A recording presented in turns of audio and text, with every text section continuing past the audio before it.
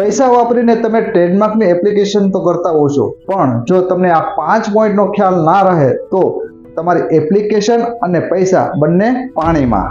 First point, નામ search બહુ મહત્વનો પોઈન્ટ છે. સેકન્ડ પોઈન્ટની વાત કરીએ તો ગુડ્સ કયા ક્લાસમાં કરવી એટલે કે ક્લાસિફિકેશન.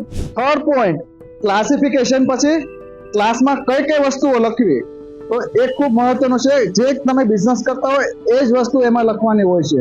ચોથા પોઈન્ટની વાત કરીએ તો લોગો ડિઝાઇનમાં ઘણા બધા એલિમેન્ટ્સ એવા હોય છે કે તમે વાપરી ના શકો. કોઈ બ્રાન્ડેડ કંપનીના એલિમેન્ટ વાપરો છો તો એનું ઓપોઝિશન આવે છે, તો આ બી ધ્યાન રાખવું જરૂરી છે.